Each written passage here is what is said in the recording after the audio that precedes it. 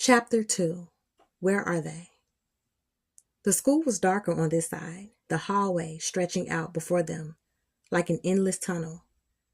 Ty, Sheena, Justine, and Corderio huddled together, their footsteps echoing unnaturally loud on the old linoleum floors.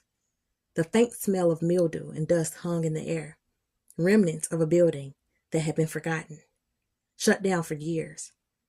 Yet here they were, wandering its halls like they'd never left.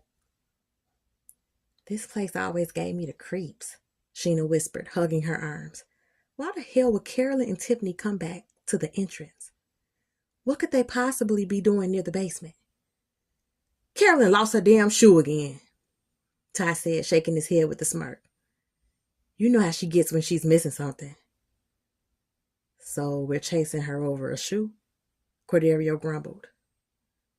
"Man, I swear she better not be on some scavenger hunt because I'm not about this life right now." The faint sound of distant laughter floated through the corridors from the other group, John, Shy, and the rest. It sounded almost distorted in the emptiness, like it didn't belong. Sheena smirked. "Sounds like the party's just starting on the other side." "Yeah, well, we're stuck with the lost and found squad," Corderio muttered.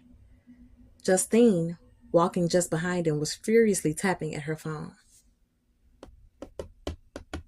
"I can't get any light. My phone's about to die," she said, frustration clear in her voice.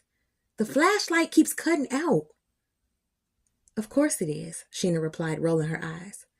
"Because why would anything work when we need it to?" As they neared the corner where the basement entrance was, a soft shuffle echoed through the corridor ahead.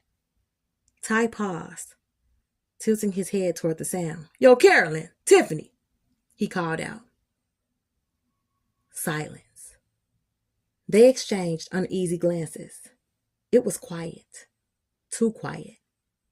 The laughter and noise from the other side of the building had faded into nothing but muffled whispers. "Carolyn!" Ty tried again, his voice louder this time, but still there was no answer. Corderio's hands were shoved deep into his pockets, his jaw clenched. "If they're messing with us, they're not," Justine interrupted, shaking her head. "I was just with them before they came this way. Carolyn was losing it about that shoe. They wouldn't just disappear." Ty frowned and stepped forward. "All right, let's find them. I'm not staying in this place any longer than I have to." They turned down another hallway. The shadows were longer, darker, the faint outline of old lockers barely visible in the dim light. Justine kept trying to coax a little life from her phone's flashlight, but it flickered weakly.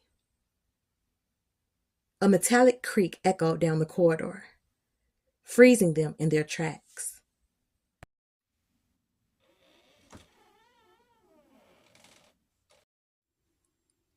The sound was followed by what could only be described as nervous panting, short, rapid breaths, like someone was struggling to keep calm.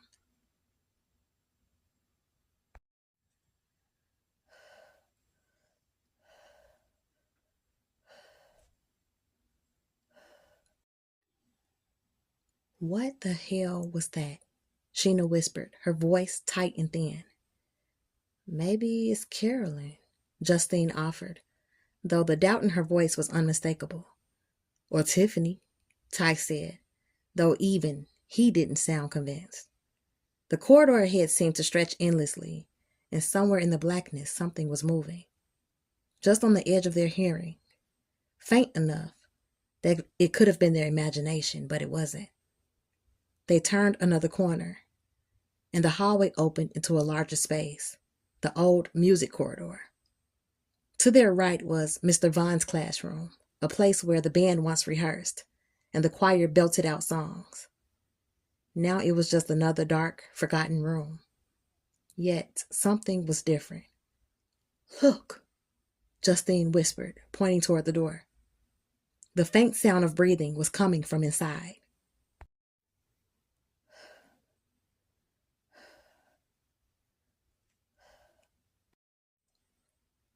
Ty swallowed hard, pushing forward despite the growing pit in his stomach.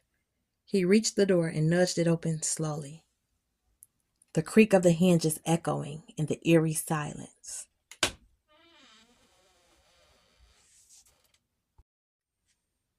The dim glow of Justine's phone barely cut through the darkness, but it was enough to cast flickering shadows on the walls inside the room. They stepped inside, the air colder, heavier than it had been in the hallway. The smell of old wood and musty books hit them first, followed by something more pungent, metallic, rotten.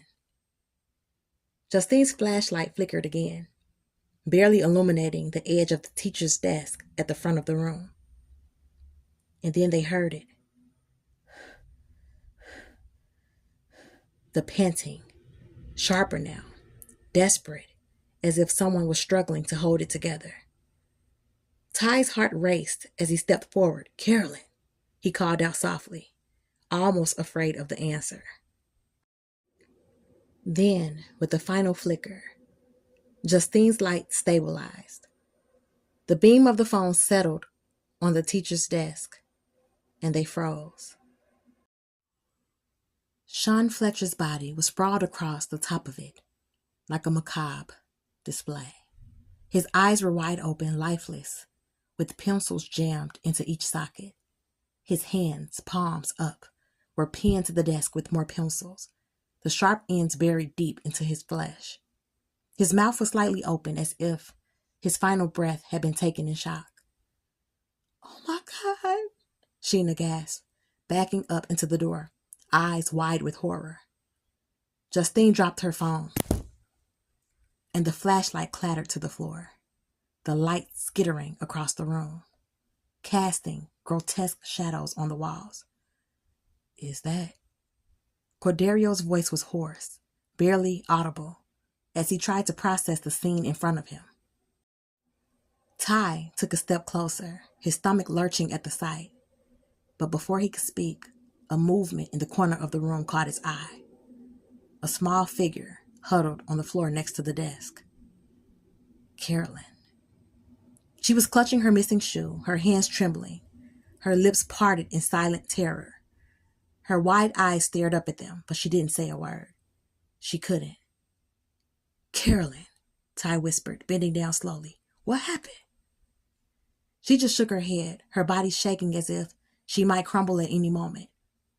Her breath came in short, shallow gasp, her grip tightening on the shoe as if it was the only thing anchoring her to reality. Justine, pale as a ghost, reached down and took Carolyn's hand gently. But Carolyn recoiled at the touch, eyes darting toward the door. Something had terrified her beyond words. "Where's Tiffany?" Corderio asked, his voice now more urgent. But Carolyn wouldn't answer. She wouldn't even look at him. She just stared blankly ahead, her eyes drifting back to Sean's body, as if trapped in some nightmare. "Where's Tiffany, Carolyn?" Sheena pressed, but the girl remained silent, her lips trembling, her gaze vacant. The only sound was the faint creak of the school as it settled in their own ragged breathing. Ty stood up slowly, his eyes locked on the desk where Sean's body lay. Something was very, very wrong. They weren't alone in the school, and someone or something was watching.